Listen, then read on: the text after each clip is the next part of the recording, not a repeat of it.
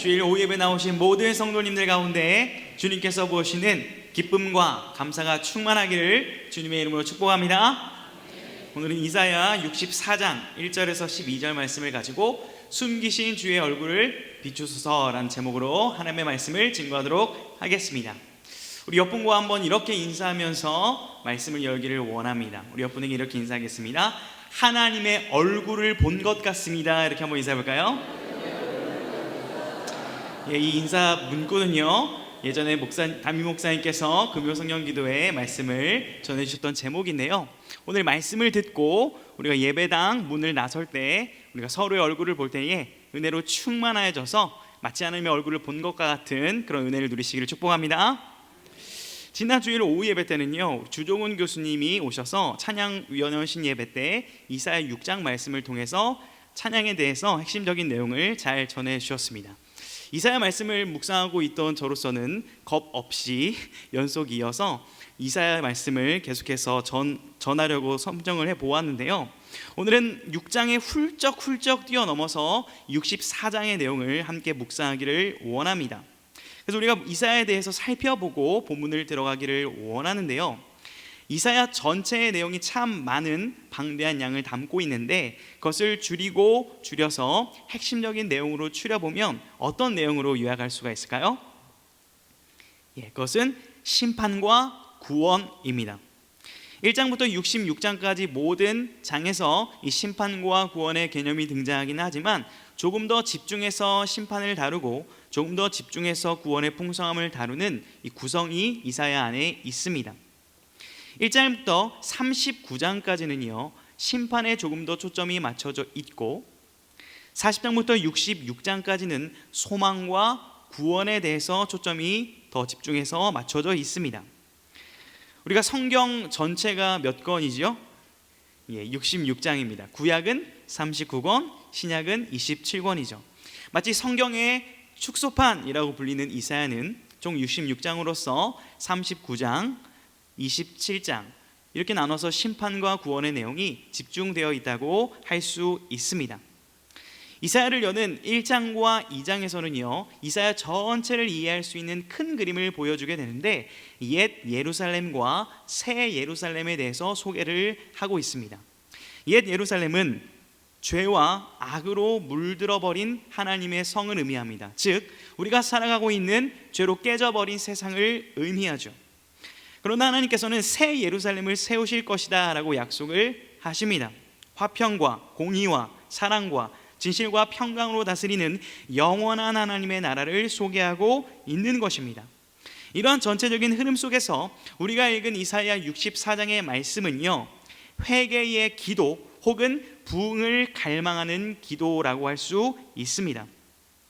이 회개 기도 앞에 60장과 62장에서는 영원한 하나님의 나라에 대한 소망에 대해서 설명을 하고요, 64장의 뒤에 있는 65장과 66장에서는 새 하늘과 새 땅에 대한 이야기가 나오고 있습니다.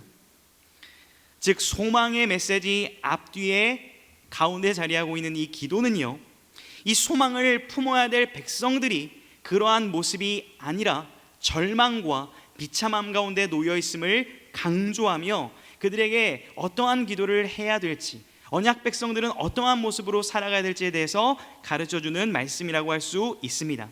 오늘 우리가 이 함께 말씀을 묵상하며 붙잡을 때에 혼탁하고 이 어지러운 시대 가운데 하나님의 은혜를 경험하며 나아가는 모든 언약 백성들 되기를 주님의 이름으로 축복합니다.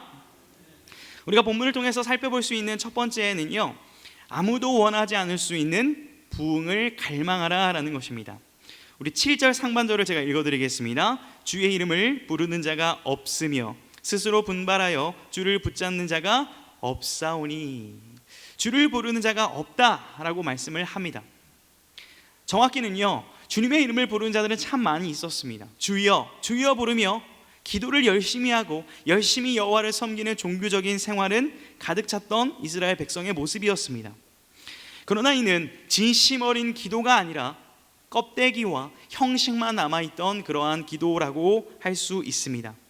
주를 부르는 입술로 바알의 우상을 부르며 주님을 찾는 입술로 바알을 찾는 마치 바람을 피는 것과 같은 부정한 고백과 부정한 모습을, 그러한 기도를 지적하고 있는 말씀입니다. 그러므로 예나 지금이나 영적 암흑기와 같은 시대 속에서도 하나님의 자녀들은요, 하나님의 거룩과 하나님의 임재를 갈망해야 할 텐데요, 우리 1절 말씀을 함께 읽어보도록 하겠습니다. 시작. 원하건대 주는 하늘을 가르고 강림하시고 주 앞에서 산들이 진동하기를. 원하건대, 원한다라는 것은 소원과 간절한 바람과 염원을 의미합니다. 선지자는 정말 자신의 소원이 이것임을 기도하고 고백하고 있는 것입니다. 주님, 저의 소원은 주님께서 하늘을 가르고 강림하시는 것입니다. 주는 지금 이곳으로 내려오소서라고 이렇게 간청하고 있는 것이죠. 하늘을 가른다, 산들이 진동한다라는 표현은요, 하나님의 위엄과 하나님의 임재를 상징합니다. 즉 하나님께서 함께 하시기를 간절히 염원하고 있는 고백이며, 하나님의 함께 하심으로 말미암아 지금의 이 상황이 역전되기를, 급진적인 은혜가 임하기를 갈망하고 있는 것입니다. 마치 이사야 64장의 이 기도는요, 우리 한국인들의 한이 담겨있는 주여를 외치며 기도하는 그 간절함이 느껴지는 본문인 것 같습니다. 정말 애가 끓는 기도, 창자가 끊어질 듯한 간절함으로 부르는 기도를 드려보셨고 또 들어보신 적이 있으실 것입니다. 왜 이렇게 이사야는 간절히 이 기도를 부르짖고 있는 것일까요? 그것은 오늘 본문에도 나와 있지만 나라가 망했기 때문입니다. 민족이 멸망했기 때문입니다. 하나님의 성이 불타버렸기 때문입니다. 이제는 아무것도 없기 때문에 하나님께 이러한 기도를 드릴 수밖에 없는 것이죠. 그러므로 오늘 이 갈망과 추구의 기도는요, 부흥을 꿈꾸는 기도였다라고 말할 수 있을 것 같은데요, 부흥이 무엇이죠? 부흥, 많은 정의를 내릴 수 있을 것 같습니다. 2023년 총신대학교 일반대학원 THM 과정에서 부흥이라는 수업이 있었습니다. 그 부흥의 수업을 들을 때 양은표 교수님께서 부흥을 이렇게 정의를 내리셨는데요, 이와 같습니다. 영적으로 죽어진 것과 같은 상태에 거룩한 충격을 가하는 것, 죽어진 영혼들이 다시 새롭게 살아나는 것을 의미한다. 이것이 부흥이다라고 이렇게 정의를 내렸습니다. 오늘 본문에도 이러한 개념이 계속해서 우리 가운데 소개되고 있는데요, 우리 2절 말씀을 같이 한번 읽어보겠습니다. 시작. 불이 섣불 사르며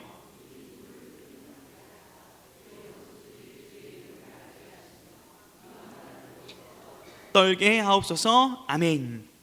불이 등장합니다. 불, 여호와의 불. 여호와의 불은요, 성경에서 하나님의 강력한 임재, 하나님의 거룩함, 하나님의 승리를 상징하는 의미입니다. 여호와의 불이 임하는 곳에는 악이 소멸케 되고요, 여호와의 불이 임하는 곳에는 여호와의 하나님 되심, 여호와의 주 되심이 선포되는 것입니다. 우리가 이사야의 기도를 통해서 과거에 하나님이 역사하신 불의 사건을 떠올려 볼 수가 있게 되는데요, 대표적인 사건이 바로 열왕기상 18장의 사건입니다.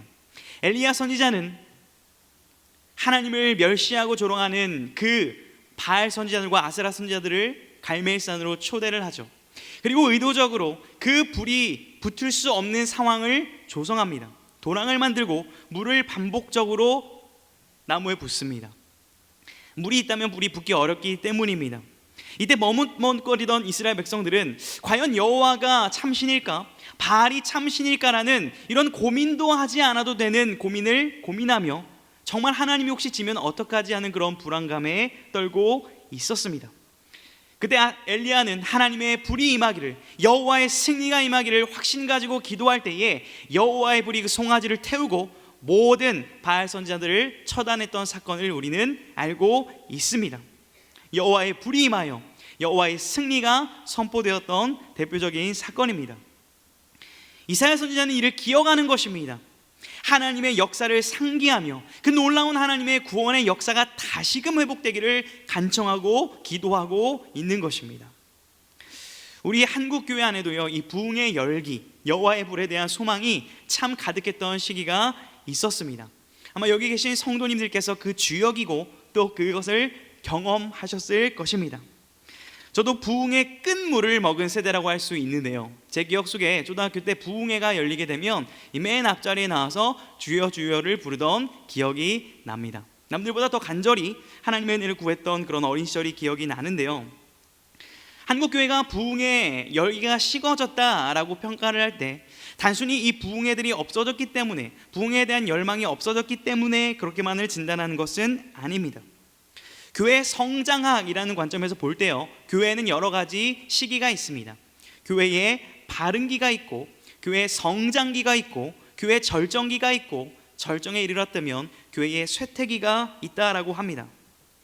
교회가 복음을 전하고 예수 그리스도를 믿는 자들이 뜨겁게 주님을 찾을 때에는 교회가 성장하고 절정을 이루게 됩니다.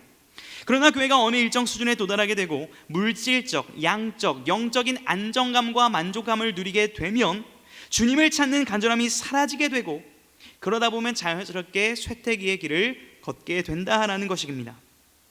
이미 잘 알고 계시겠지만 다시금 유럽 교회들을 보게 되면, 저도 최근에 유럽 교회들의 모습을 보는 그런 영상을 볼 기회가 있었는데요, 정말 아름답게 지어진 그 교회당, 예배당이 술집과 클럽으로, 심지어는 이슬람 사원에 팔려 이슬람 사원으로 바뀐 것을 보며 안타까운 마음을 가졌던 것을 기억합니다.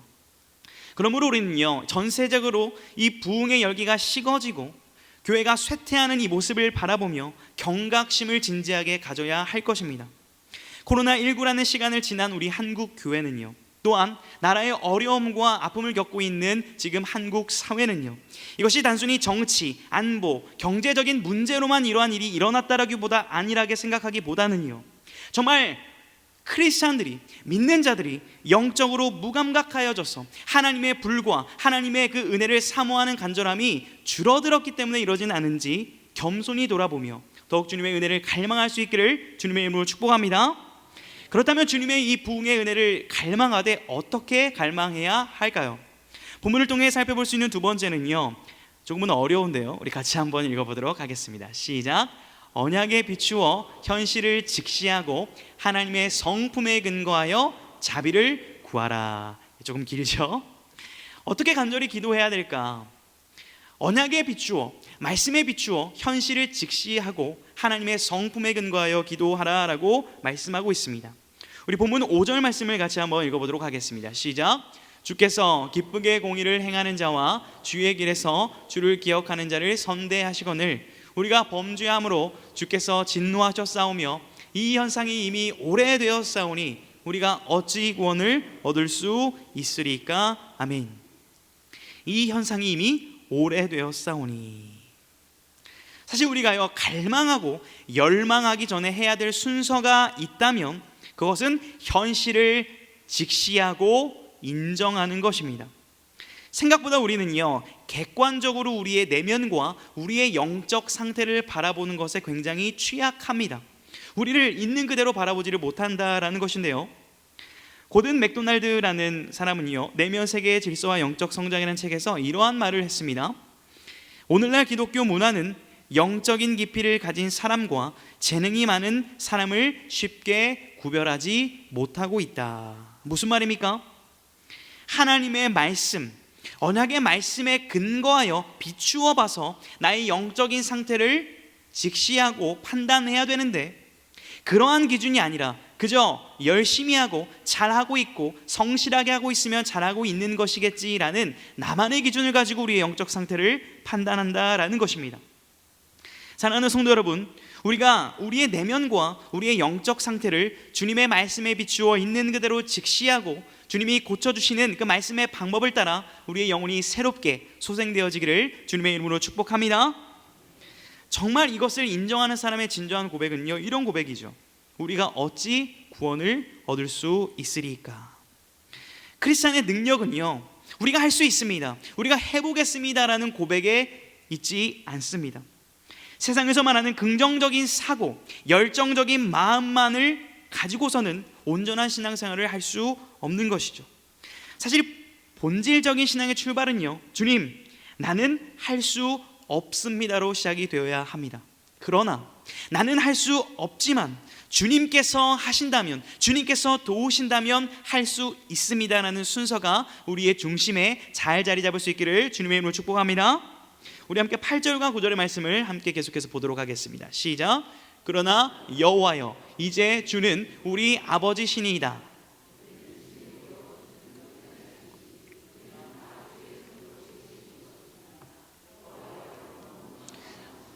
죄악을 영원히 기억하지 마시옵소서.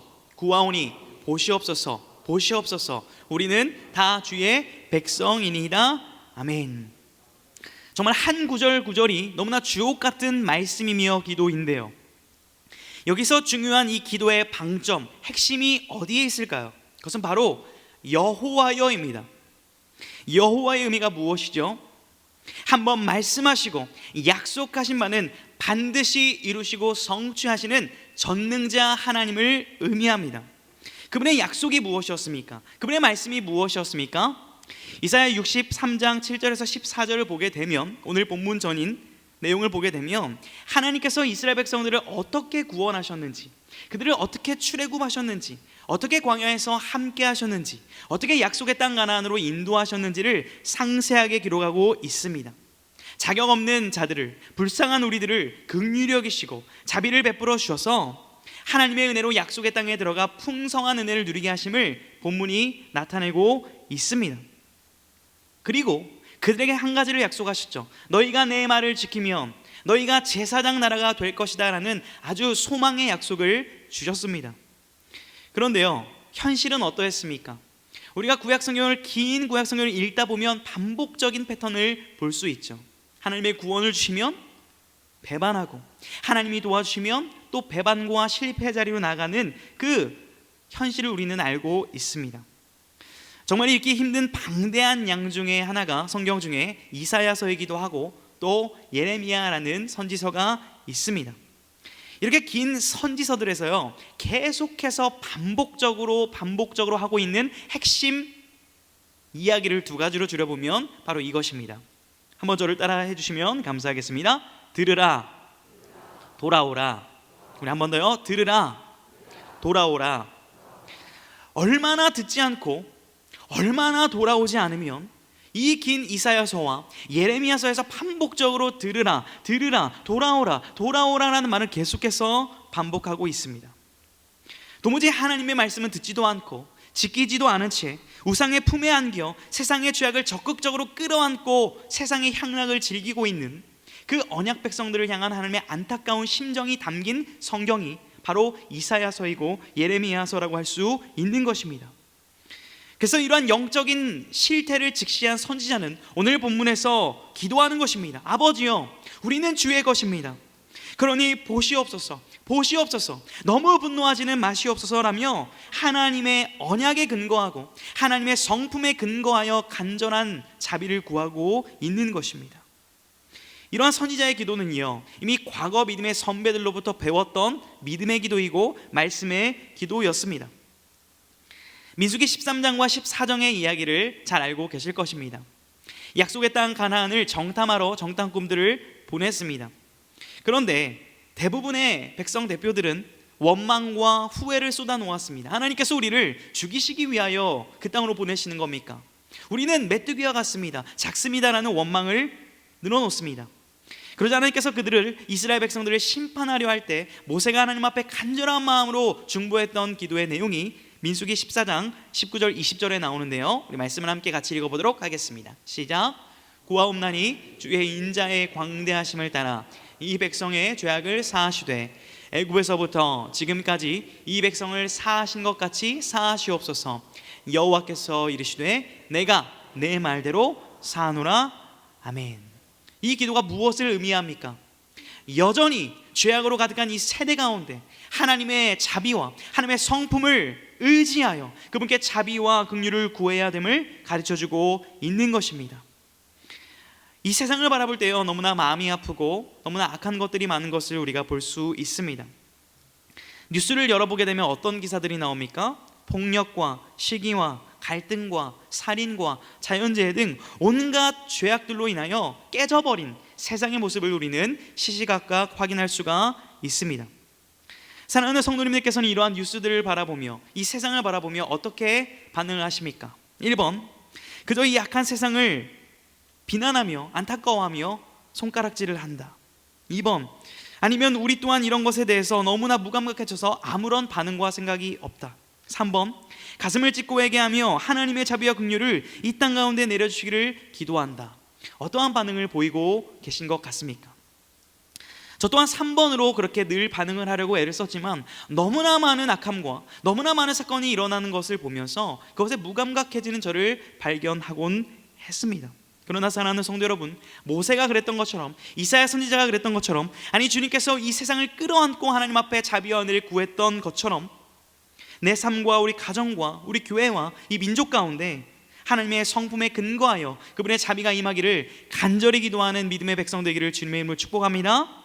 그런데요, 우리가 이렇게 하나님의 성품에 의지하여 기도하면서 놓쳐서는 안 될 핵심 내용과 자세가 있습니다. 우리가 본문을 통해서 생각해 볼 수 있는 세 번째는요, 숨기신 얼굴을 비춰주시기를 간절히 기도하고 기다리라에 있습니다. 기다리라. 우리 12절 말씀을 제가 읽어드리겠습니다. 여호와여, 일이 이러하거늘 주께서 아직도 가만히 계시려 하시나이까? 주께서 아직도 잠잠하시고 우리에게 심한 괴로움을 받게 하시려나이까? 아멘. 이 기도는요, 하나님께서 가만히 계심을 원망하거나 질책하거나 불평하는 표현이라고 볼 수 없습니다. 오히려 본문 7절에 나오는 내용과 12절의 나오는 내용은요, 같은 의미인데요, 7절에 이런 표현이 있습니다. 이는 주께서 우리에게 얼굴을 숨기시며, 주의 얼굴을 숨기시고 아무것도 안 하시는 것처럼 가만히 계심을 바라보며 선지자가 기도하는 겁니다. 주님, 어찌하여 주님의 얼굴을 숨기십니까? 주님의 얼굴을 우리 가운데 보여주십시오. 주님, 가만히 계신 것 같지만 가만히 계시지 않은 것을 알고 있습니다. 우리 가운데 역사하여 주십시오 라는 그 주님의 일하심, 주님의 임재를 갈망하는 고백과 기도인 것입니다. 주님의 얼굴을 구한다, 주님의 임재를 구한다라는 의미인데요, 즉 하나님께서 함께 하시기를 간절히 소망하는 기도입니다. 이러한 갈망과 기도는요, 모든 성경에 곳곳에 기록이 되어 있는데요, 대표적으로 많은 성경에 기록되어 있지만 시편에 이러한 고백들이 참 많이 있습니다. 우리 시편 두 구절 말씀을 같이 한번 읽어보도록 하겠습니다. 시작. 주의 얼굴을 주의 종에게 숨기지 마소서. 내가 환난 중에 있사오니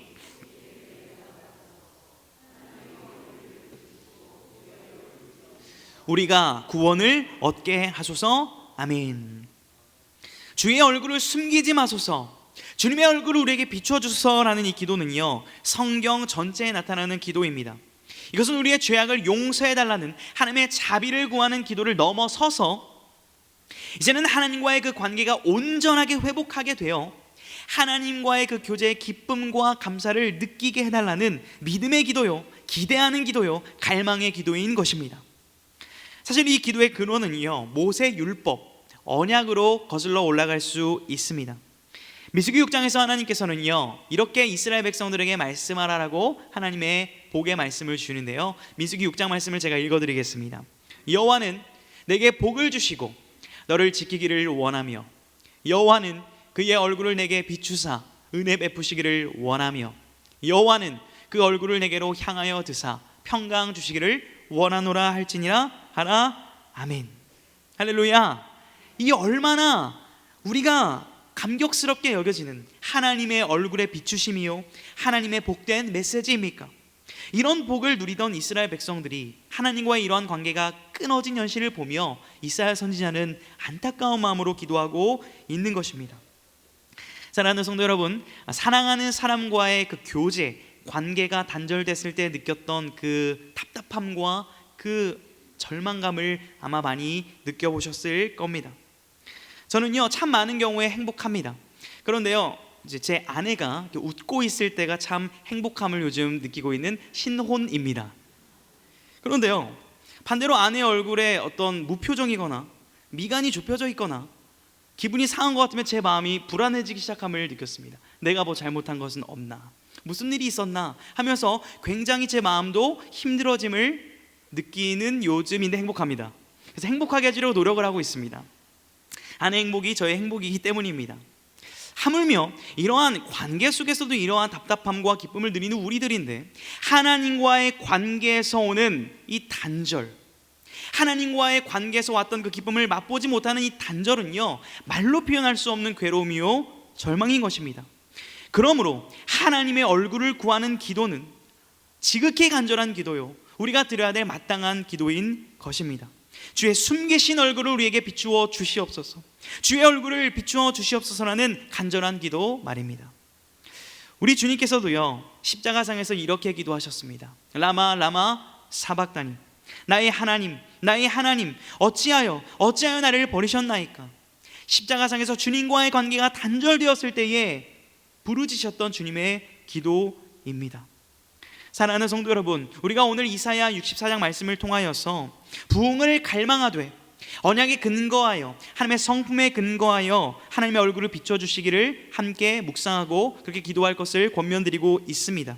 그런데요, 우리가 이렇게 함께 합심하여 간절히 기도할 때 이것이 언제 응답이 되어질까요? 죄송한 말씀이지만 즉각적으로 응답이 되지 않을 수도 있습니다. 하나님의 주권 안에서 하나님의 때에 맞게 이 기도가 응답될 줄 믿습니다. 이스라엘 선지자는요, 이 간절한 기도를 드렸음에도 불구하고 이스라엘이 바벨론 포로에서 돌아오는데 70년이라는 시간이 걸렸습니다. 구약 성경의 마지막 성경인 말라기 성경 이후에 주님의 말씀이 임하지 않은 것 같은 이스라엘 백성들은 약 400년간 주님의 말씀을 들을 수 없었습니다. 주님의 말씀이 단절되었을 것 같은 그 절망 가운데 말씀의 근원이신 예수 그리스도께서 이 땅에 오셨음을 선언하는 성경이 바로 마태복음 1장 1절의 말씀입니다. 우리 입장에서는 느리고 더딜 수 있습니다. 그러나 우리가 견지해야 하고 중심을 잡아야 될 자세가 무엇입니까? 그것은 기다림입니다. 기다림은 신뢰를 기반한 행동이죠. 하나님께서 반드시 이 기도를 응답하여 주실 것이라는 신뢰 안에서 기다리는 자세가 우리 가운데 있기를 주님의 이름으로 축복합니다. 한국 교회 안에요, 이러한 역사 가운데 이러한 기도를 드렸던 일들이 너무나 많이 있습니다. 모든 것을 다 소개하기에는 너무나 시간이 많이 소요될 것 같습니다. 그 중에 하나만 소개하자면요, 이 땅 가운데 척박한 우리나라 가운데 선교사님들이 오셔서 복음의 능력과 복음의 꿈을 꾸며 기도했던 기도를 우리는 알고 있습니다.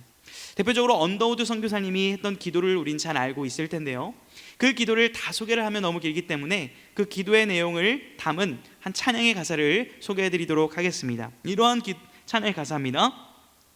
주님, 지금은 아무것도 보이지 않아요. 메마르고 가난한 땅, 보이는 것은 고집스럽게 얼룩진 어둠뿐, 가난과 인습에 묶여있는 무리들. 주님, 지금은 아무것도 보이지 않아요. 혼란하고 어지러운 땅, 보이는 것은 이기적인 많은 분쟁들 뿐, 꿈도 희망도 없이 헤매는 사람들. 네, 여기까지만 읽도록 하겠습니다. 언더우드 선교사의 기도는요, 직접 그 눈으로 보지는 못했지만 우리나라 가운데, 한국교회 가운데 놀라운 부흥의 결실을 맺었다는 것을 우리는 경험하였고 알고 있습니다. 사랑하는 성도 여러분, 그런데요, 지금 다시는 우리 이 기도가 필요한 줄로 믿습니다. 어렵고 혼탁한 이 세대 가운데, 한국교회 부흥이 어렵다고 말하는 이 세대 가운데 다시금 하나님의 주권적인 부흥이 임할 줄로 믿습니다. 이 부흥을 갈망하는 우리가 되기를 간절히 소망합니다. 하나님의 말씀에 근거하여 주님의 자비를 베풀어 주시옵소서, 주님의 얼굴을 비춰 주옵소서라는 기도가 우리 가운데 넘쳐날 때에 반드시 하나님의 방법과 하나님의 때에 이 기도가 응답될 것을 믿으시기를 주님의 이름으로 축복합니다. 특별히 우리가 새벽을 깨우기를 원합니다. 철야 기도를 임하기를 원합니다. 더욱더 기도의 자리에 간절함으로 나아가기를 원합니다. 그런 한 그리스도인의 기도가 모여 주님께서 놀랍게 역사하실 것을 굳게 믿고 기도의 자리로 나아가는 모든 언약 백성들 되시기를 주님의 이름으로 축복합니다.